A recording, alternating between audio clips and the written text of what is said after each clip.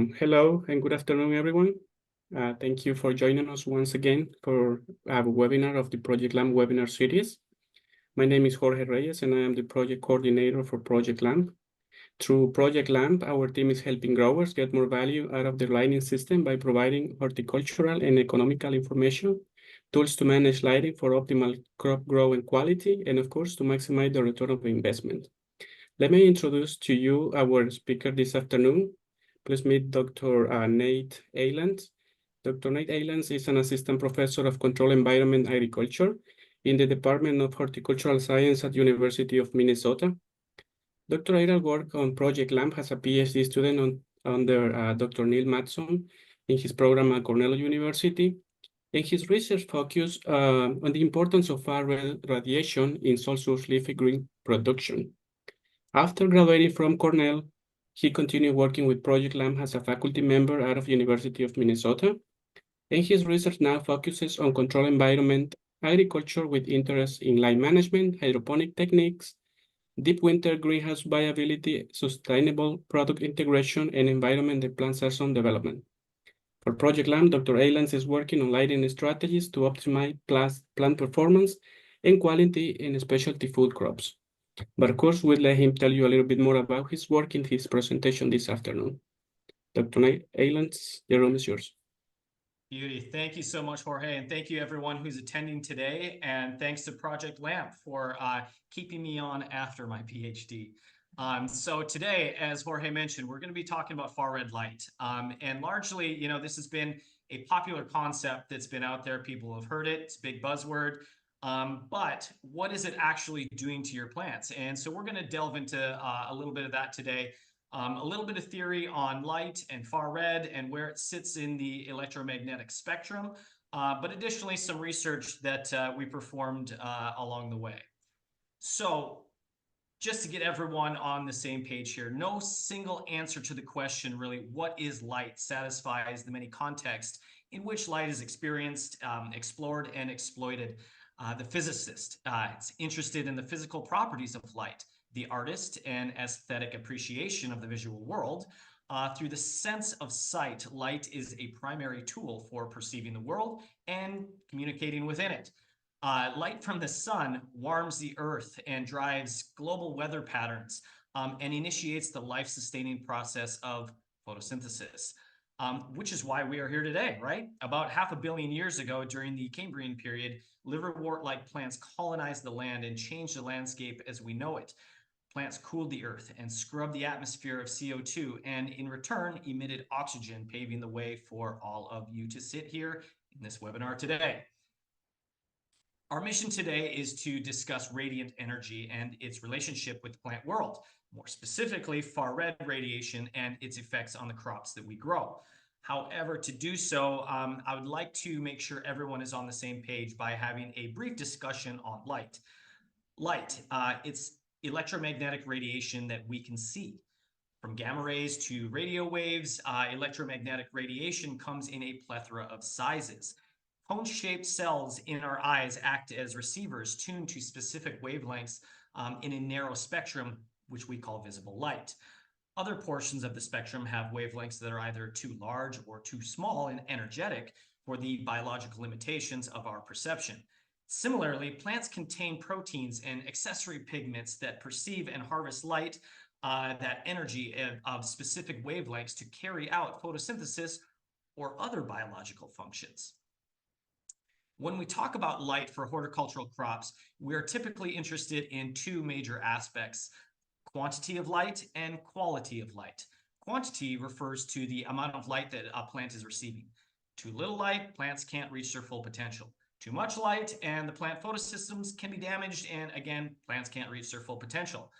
Balancing the appropriate quantity of light you supply your crops is crucial to maximizing yields. What I will be discussing more in depth today is light quality, what kind or color of light to supply your crop. There's a growing amount of research in this field for controlled environment agriculture, and I will admit it may feel like a daunting task and often seem contradictory while sifting through this information. I've devoted a good portion of my life sifting through this information, most notably the narrow waveband known as far-red radiation and its relationship with other photon wavelengths. So let's see what we can decipher today and hopefully make some of this information more clear to all of you. So when we talk about light quality affects plant performance in a couple of ways, the first aspect we will talk about is how light quality affects photosynthesis. PAR, or photosynthetically active radiation. It's been well known in the plant world as the range of photons that plants can use in the photochemical reactions, photosynthesis. This range was well studied early in plant science, yet it wasn't until 1971 that physicist turned plant scientist Dr. Keith McCree published a paper that defined the wavelengths associated with PAR, and he defined those as 400 to 700 nanometers. His assessment was based on the quantum yield of CO2 assimilation.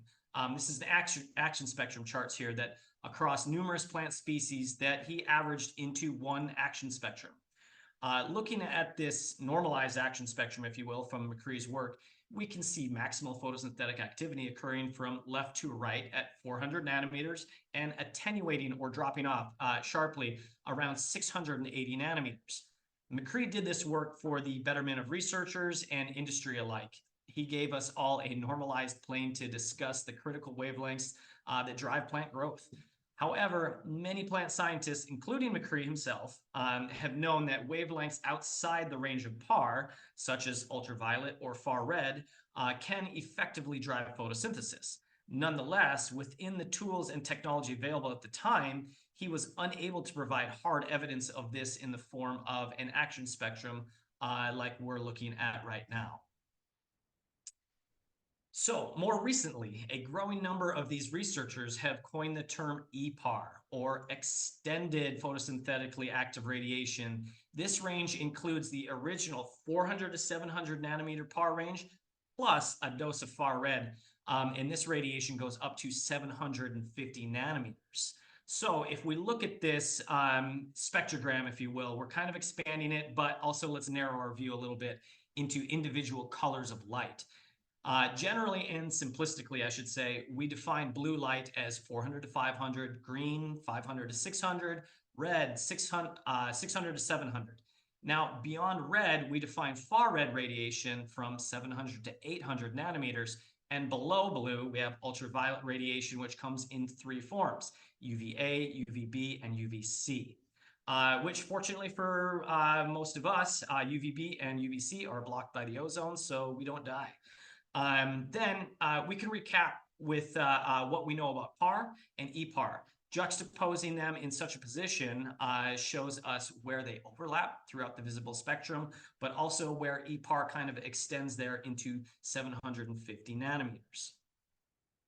So early adopters of horticultural LED lighting were typically offered the magenta hue, or blurple, or whatever nickname you've coined for this pinkish or purplish spectra. These LEDs were efficient to produce, and the lights were efficacious, meaning they produced numerous photons for the amount of input electricity. Additionally, they provided plenty of photons within the spectrum of PAR. However, something still seemed to be missing. Without sunlight, these fixtures just were not performing up to the level of the industry standard of the time, HPS, high pressure sodium, and metal halide fixtures. So as mentioned previously, a growing number of researchers have concluded that photosynthesis cannot reach its maximum productivity in the absence of far red light. A study that was conducted by, pictured here, Shuyang Zhen and Mark Van Ursel, the late great, examined a multitude of crop species and measured canopy photosynthesis. They reported that far red photons are indeed poor on their own, but enhance photosynthesis when added to shorter wavelength photons. So to better understand what Mark and Shuyang found requires a look into the photosynthetic pathway here a little bit. This is where we turn electromagnetic energy into chemical energy. So keep in mind that we have a dual photosystem network. Each of these photosystems are specialized chlorophyll proteins that harvest light of specific wavelengths. Photosystem 2, or P680, it's first in line, right? It's preferentially excited by shorter wavelength photons in the PAR range. However, photosystem 1, or P700, is preferentially excited by longer wavelength photons. This is a linear path, this whole piece right here. If there is a blockade along the way, nothing moves forward. For this electron to move through this entire path, it needs continuous moving, and one needs to move out of the way for another to move into where it just was. That being said, if there's a blue light and there's no far red light, there will be a blockade at photosystem 1, which preferentially accepts those longer wavelength photons. So what is being blocked? It's an electron. From the oxidation of water, we split the molecule and produce an electron. So there's an electron down in the lower left there. So this electron gets passed through the photosynthetic network. A photon of light is going to excite photosystem 2, and that passes the electron down the pheophytin chain to the B6F complex, which passes the electron to plasticine and the thylakoid lumen, and another photon, this time far red, excites PS2, which passes the electron up the ferredoxin chain, which is oxidized by the enzyme ferredoxin nitrate reductase, which finally passes the electron to NADP+ to form NADPH, energy for the Kelvin cycle. You don't have to remember that. I did at one point, but not necessary for everyone else.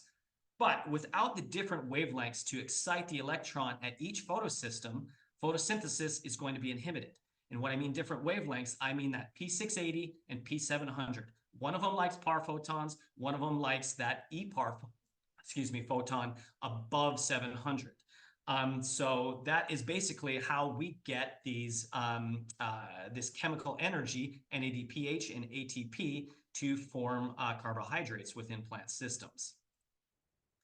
You see, everyone seemed to forget about this mid-century phenomenon called the Emerson enhancement effect. If red light produces a photosynthetic value of 2, and far red light produces a value of 1, together they should equal 3, right? Wrong. They equal 4. These are arbitrary values, of course, but you get the point. The principle here is that the photosynthetic whole is greater than the sum of its parts.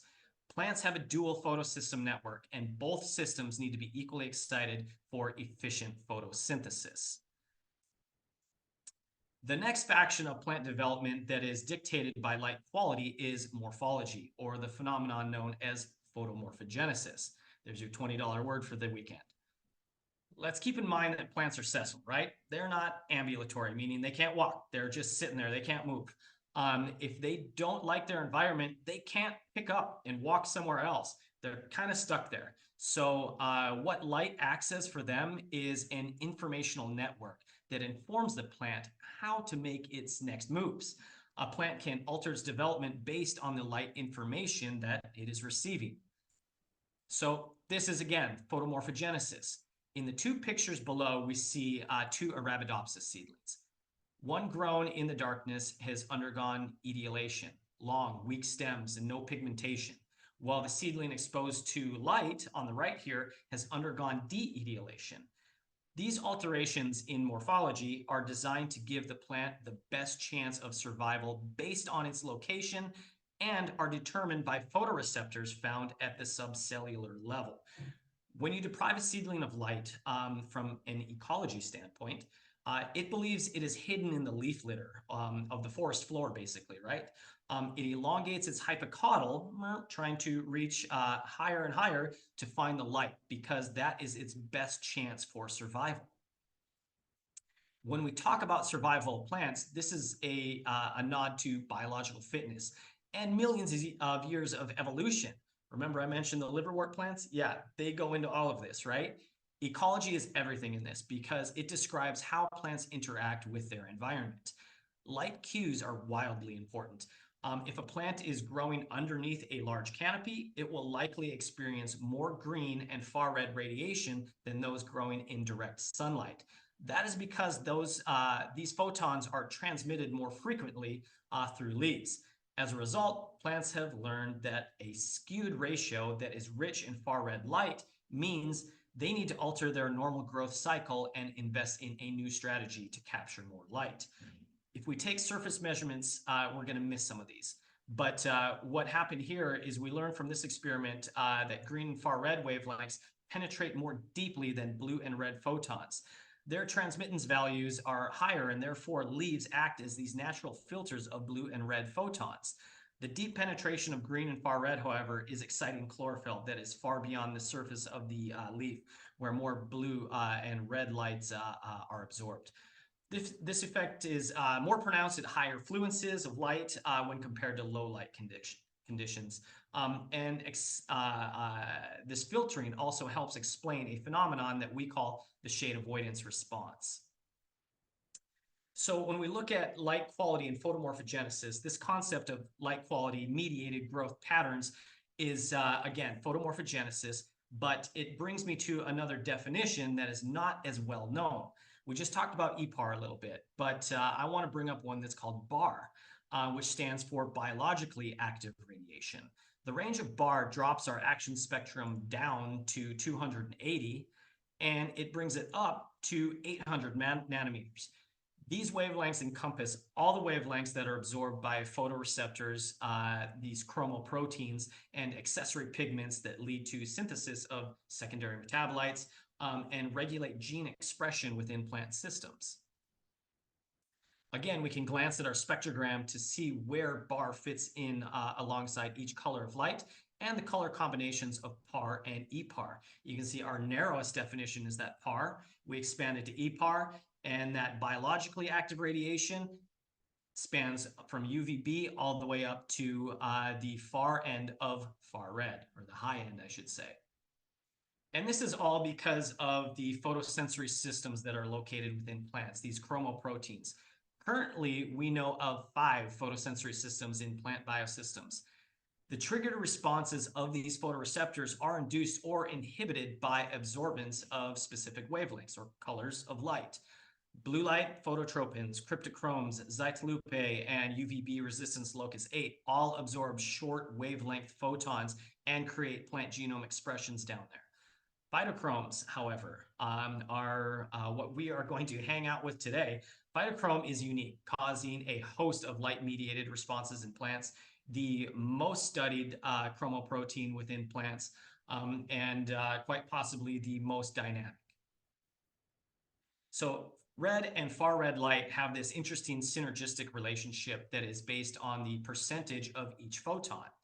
A high fraction of far red photons promotes cell expansion. This can be good or bad depending on your crop. In this case, tomato plant internodes stretched with increased far red. However, the yield was actually greatest when we had more far red. So there was a lot of good to this far red. But what we see largely is these shade-induced responses, right? Many light effects are induced by the coaction of several photoreceptors, and some photoreceptors regulate multiple aspects of photomorphogenesis. The far red shade avoidance response, this can elicit internode elongation, apical dominance, early flowering, hyponasty, increased specific leaf area, but can also decrease chlorophyll A. As a grower, knowledge of the potential outcomes of light-mediated responses can create opportunities to manipulate your crop into desirable and marketable outcomes. Phytochrome has this unique ability to change its conformation or its molecular structure, basically based on ratios of red and far red light that it is perceiving. So PR is the inactive form phytochrome red, and PFR is the active form phytochrome far red. When in the PR form, it is waiting to accept red light to convert over to its other formation, to the active PFR, phytochrome far red form. It is the inactive form that allows a response. I say allow because it doesn't trigger anything necessarily. It doesn't trigger a response, it allows it to happen. It basically doesn't trigger something, which leads to a shade avoidance or phytochrome response. This next slide will hopefully show this a little bit. And I apologize that this slide is a bit technical. I'm a teacher and I tend to throw some of these in here. But it is a good way of describing the mechanism at work here in phytochrome. On the left here, in the high red light, phytochrome is in the active form, and what it does is translocates to the nucleus, where it binds to the transcription factors called phytochrome interacting factors, or PIF, where these PIFs will guide or will be guided to the proteasome, where it will be degraded and essentially turns off any shade avoidance response.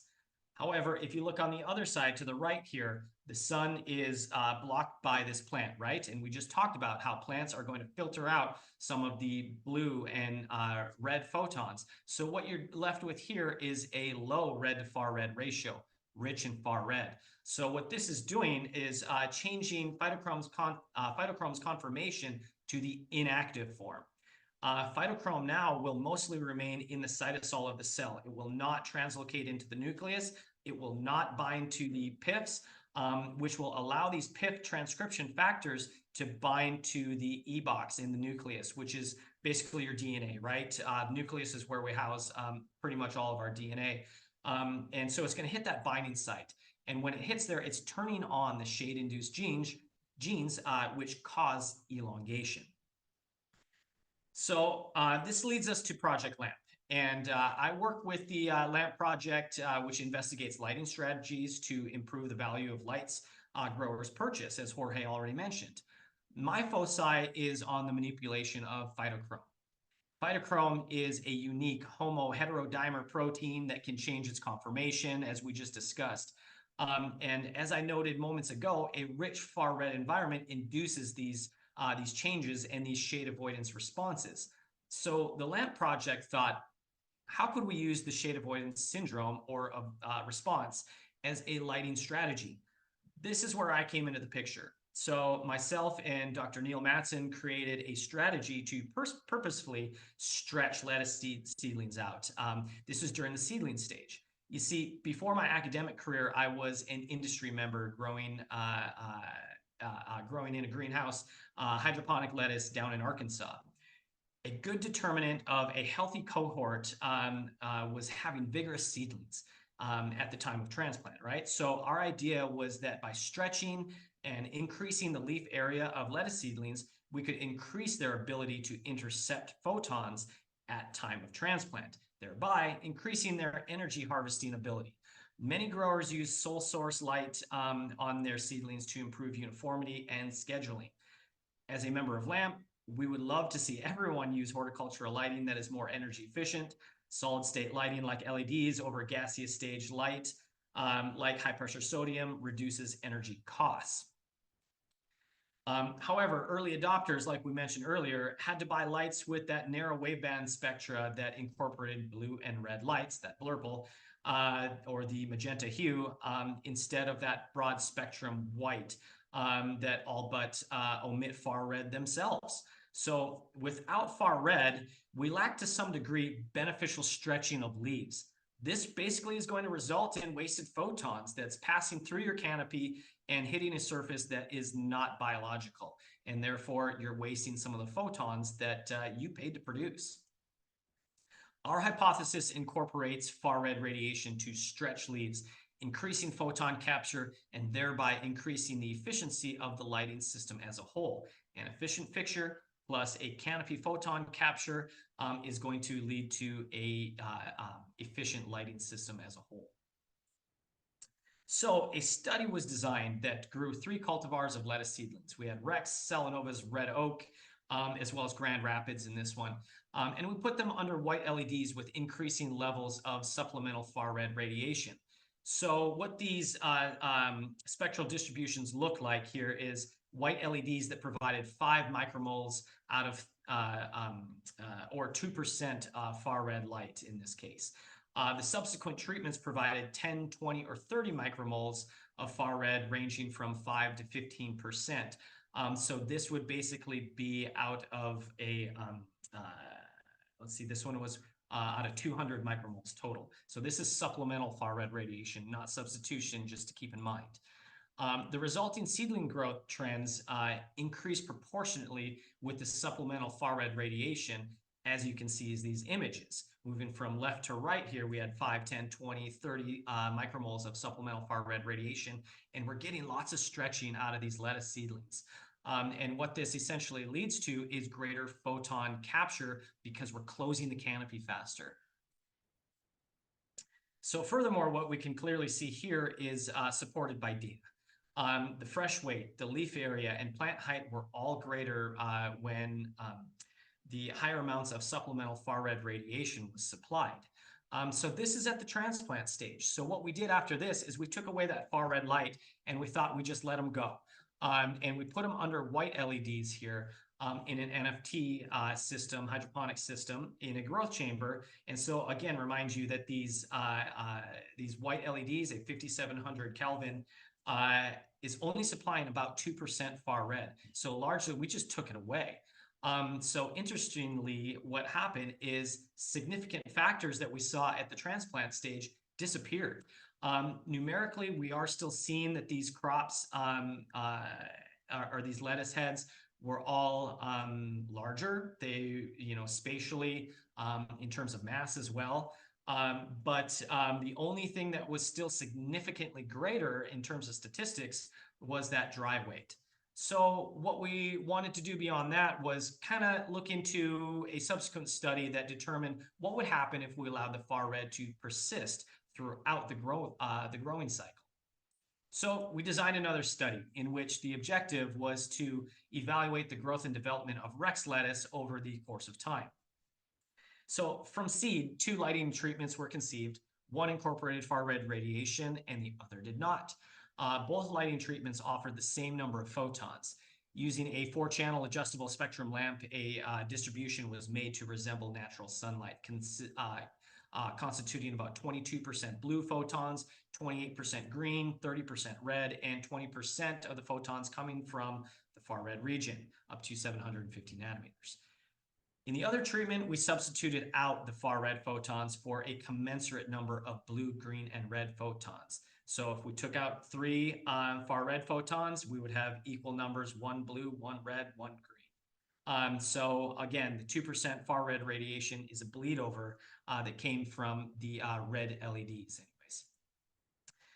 So lettuce seedlings were transplanted into that same NFT system, and we created a divider to separate these spectral distributions or the lighting treatments. And what we had here was every other day plants were measured and data was collected on these. We took a lot of data on these. I'm not going to show you all of it, but one of the most important things to most growers was that lettuce fresh weight and dry weight were significantly increased. Fresh weight by 80%, dry weight by 76%. So we're seeing some really great effects just by incorporating 20% far-red radiation rather than that 2%. But these, what's important to note is that these are the same amount of photons. We're running the same amount of electrical input into these. We're just getting a highly different fresh weight average. So that's plenty of graphs for you. This is a time lapse, and I'm a sucker for a good time lapse. So what we're seeing here is in the 20% far red spectrum, we're seeing a much more dynamic growth of these seedlings as opposed to the 2% far red. There's nothing really wrong with those seedlings on the right under that 2% far red. It's just that we're capturing far more photons over on the left here in 20%, and thereby getting much more growth out of these, more fresh weight out of them, and so forth. And here are the plants in the NFT system. Again, filling out the gaps and collecting more photons. Lettuce and other leafy greens appear to be stymied by spectra that does not include far red, as you can see on the right here. So on the right, you're going to have some wasted photons between that canopy versus on the left where you've closed that canopy up and you have created a much more efficient lighting system. This study also looked at epidermal cellular size. As predicted, epidermal surface area increased, but so too did the number of cells per leaf. A lot of people had this curiosity, are we just pushing elongation within these cells, or are we also pushing cell proliferation? And what we found here is that, yes, we are pushing proliferation, more cellular divisions, as well as this expansion, this cellular expansion. So this indicates that it is, yeah, not just vacuolar sequestration of water in the cells, but also cell division is occurring at an increased rate, which is good for biomass accumulation when we're looking at carbon's partitioning within within the plants. So these are just a couple of examples of how far red has been used in research. To go through these, I do have plenty of other documented evidence in which we're looking at some nutrition as well. I just chose not to put it in these slides for this week, but I'm happy to share with anyone who wants to reach out at another time. But after all that information, everyone kind of wants to know, especially those of you who are applied growers, all of that, what does this mean to me? Everyone wants to know, what spectrum should I buy? And am I going to give you the answer? Probably not. I'll give you the answer that no one wants to hear, right? It depends. The type of grow, the plants you are growing, and the desired attributes you wish to target all go into the spectrum that is right for you and your grow. I will say, though, LEDs are more upfront capital. They are thriftier in the long run, and I do advise their use. Over time, the return on investment is there. And Ben Campbell is going to be talking at this next series, he's a horticultural economist, and he's going to talk more about return on investment using LEDs and so forth. And so definitely giving him a plug, and check out his webinar coming up next in these lamp series. Again, it depends, right? And we need to know what type of operation are you running? Is it a sole source plant factory, or are you operating in a greenhouse? What kind of crop are you doing? Because from an ecology standpoint that we talked about in biological fitness, different crops tolerate far red than others. Additionally, your desired attributes. If you want short, compact plants, maybe in ornamentals for shipping purposes, far red may not be your answer. But if you're trying to get faster blooms, now maybe far red is your answer. The next piece is, of course, efficacy, as we were just talking about, right? Micromoles per joule. How much light are we getting out of a fixture versus how much energy are we putting into that fixture? I like to always recommend the most efficacious lamp. A greenhouse can save 25% total energy costs using LED lights over HPS, and that gap keeps on widening and widening as technologies improve and increase and so forth. When we look at what type of structure you're operating, or what type of operation you're in, if you look at greenhouse versus a sole source, like a vertical farm, you kind of shift your importance a little bit. When you're in the greenhouse, I think high efficacy is probably the most important route to go down, and then crop responses are going to be second. What you need in a sole source, probably going to need more crop responses over high efficacy. You're already paying a premium to produce all your photosynthetic activity within electric fixtures. So those are pretty much, to me, your prime importance metrics. And like I said, they're going to shift depending on what type of operation you're running. See, when we're talking about the greenhouse, most studies involving spectrum and supplemental greenhouse lighting don't produce significant results. The sun provides a full spectrum, even in cloudy conditions. Therefore, an efficacious lighting system will give you the greatest return on your investment over the perfect spectrum. That being said, if your goal is flowering, a broad spectrum that has a significant amount of far red radiation will not only be efficacious lighting, but a rich far red environment also has been shown to reduce the time to flowering. So if you can produce enough far red that you can actually change the spectrum of the incoming sun, now you might get something. But typically what we're doing when we're trying to mix colors and create this broad spectrum in the greenhouse, the sun is just going to wash that out and completely erase the ratios that we created within a growth chamber. Another great task or tool to use is end-of-day far red. So end-of-day far red lighting is popular. It's non-chemical means to elongate rootstocks, such as tomato for grafting. A broad spectrum that is rich in far red will do the job. However, a pure far red bar may do even better with less energy use. But that is entirely, again, up to the desired outcome that you are looking for.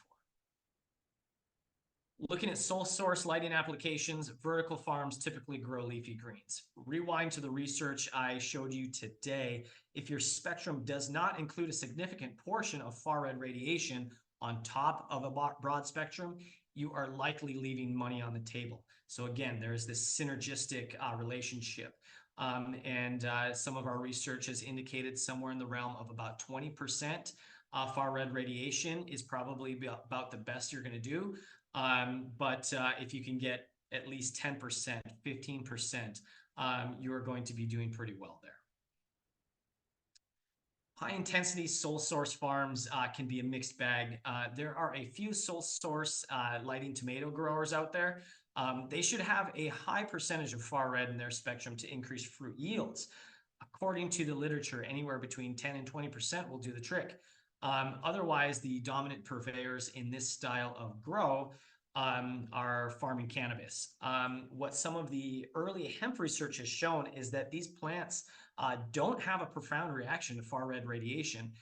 Therefore, it can be left out of the spectrum. However, a broad spectrum should be used for plant development, terpene synthesis, and a worker-friendly environment. That being said, we don't know everything yet. We are still early in some of these research stages, and demystifying some of the intangibles, I guess. What is photosynthesis and what is photomorphogenesis, and how do we separate these two interactions? Because what we're seeing is a larger leaf area is increasing photosynthesis because it's larger. It can capture more photons. So is it one or the other? We're kind of getting a both end. So until we really do some research on some mutant lines, we're not going to have that definitive answer. And so that's hopefully coming down the pipeline, and we can get some of that research out to you in the next handful of years. So a main point that I want to drive home is that there is no one spectrum that is going to produce the best plants regardless of species. I know it's what growers hate to hear, but I highly recommend doing your due diligence when it comes to selecting a spectrum that is right for you. Contact your local land grant institution and get in touch with professors that study this. We're out there and we love talking about our discipline. If your local institution can't help, they might be able to find someone like me that can help. It is a significant investment when you look at your lighting system, and will be a critical part of your grow for many years. Once you purchase that and you set it up, you're kind of stuck with what you have for the lifetime of those. And LEDs, the way they're lasting these days, that lifetime might be a while. So once you think you have the right combination of colors, how do you find a manufacturer that produces that fixture? Well, starting with this is, I think, a good starting point is this final slide that I'm going to leave you with here. And it's a free resource. Great starting point, the Design Lights Consortium. This is a third-party testing facility that vets lights independently.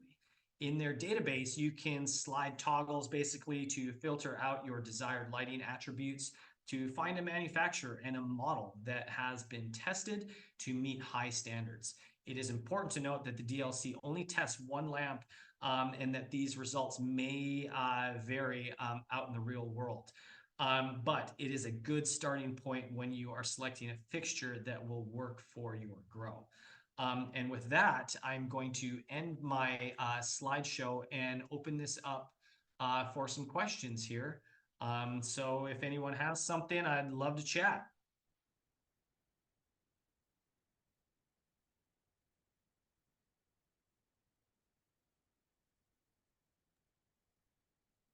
I can start with something. Nate, do you think there are enough commercially available LED fixtures on the market that incorporate far red? Or what would you advise growers to look for when they're asking manufacturers about the spectrum? Yeah, that's a good question. Most of these larger manufacturers and even some of the medium-sized ones I have seen are getting on the bandwagon. They're very fast because they're manufacturing these things and they're quick to find these diodes. And it's pretty easy for them just to change something out. And so I've talked to, some of the large people, like, Philips Signify, down to some of the medium-sized ones. Fos is one of them that I've been working with around here. Fluence is a pretty good size one. A lot of these people, even Sun Spectrum Technology is a local one here in the Twin Cities. And all of these people have been on the wagon before I even started talking to some of them. So they've been pretty in tune. They've got good R&D departments. They're in tune with what's happening in the research world. And a lot of them have been providing them. That being said, it may not be in the fixture that you want. So if you're in a greenhouse, you may want a linear fixture that goes along the truss. Versus if you're in a sole source application where you don't mind if it's a large clunky fixture. It may not be in the right one, but if you make some calls and so forth and talk with these manufacturers, they seem to be able to make these switches a little pretty easily. It may adjust the price of your fixture because those far reds, due to economy of scale, are a little more expensive. But they should be able to make these adjustments. Thank you, Nate. We also have a question in the chat from Josh Henry. It says, with the increase in photon utilization when using far red light and subsequent increase in biomass, have you also looked into increasing other environmental factors like fertility? Do you think you will need to increase fertility rates proportionally to prevent deficiencies? Right, that's a great question. And basically, when we've been working in these, it's been a hydroponic solution. So we did some work that I didn't include here on water use efficiency.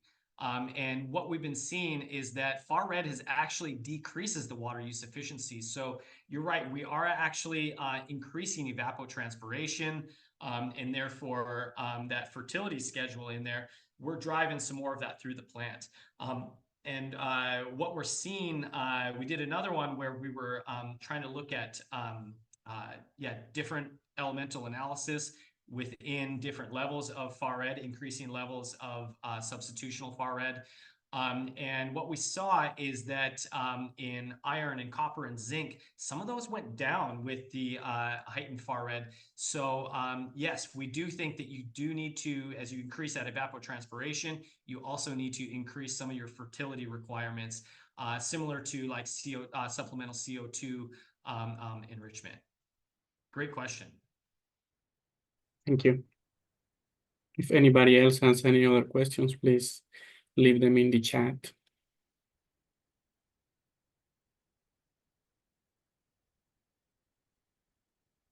No more questions? Hey, I have a question. So I'm the fertigation assistant at a hydroponic vertical farm at the moment, and a lot of the issues that we see, some of our lights are either have far red, some don't.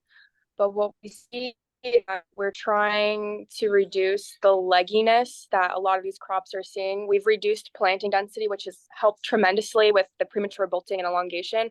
But I'm wondering that do far reds during transplant stage, like the seedling stage, would you recommend it for the seedling stage primarily to help expand that leaf area? So when they are transplanted into the vertical farm, they already have a head start over other plants that do not have far red. Would you recommend that? Yes, absolutely. One thing that I love about targeting seedlings is that you can have, fewer lamps will affect more individuals because of your planting density there. And when you are expanding those, that was one of those first studies that we showed in lettuce, is that we had great transplants at that stage. They had a lot of photon capture. They were, closing out the canopy a little bit. But we lost our statistical significance when we took that away in only 2% far red radiation then. Some of those effects lasted, though they weren't significant from a statistics standpoint. Those effects did persist. We repeated that experiment actually with basil. And I didn't show those slides, but the basil plants did actually persist and have significance beyond. So I do recommend that technique actually, yes. Okay, awesome. Thank you. I really appreciate that. Thank you. Yeah, absolutely. But again, just be wary of, what crop you're using. And, there's, I can't make a blanket statement on everything. In leafy greens and some herbs, I do feel that that's appropriate. Yeah, we have a microgreens farm, and we only grow them for a couple of days before we harvested them. So I didn't know if that would be useful for increasing the stems. So and that's chopped them. You could. Good point, because that's tricky too. In microgreens, a lot of what you're trying to do, you don't want these leggy stems. You want to have most of your biomass right in those leaves. So when, and you want them to be a pretty uniform height as well, so that when you harvest them, you're not getting all that legginess in there, that hypocaudal. So no, good point, yeah. Thank you. Thank you, Nate. Any other question? If not, I would like to invite everyone to hopefully joining us for the next and upcoming webinar of this series. And this one is going to be presented by Dr. Ben Campbell from University of Georgia on Tuesday, June 25th at 2:30 p.m. And his title is going to be on economics of lighting. Is it worth it? So you can find information at horlamp.uga.edu /events.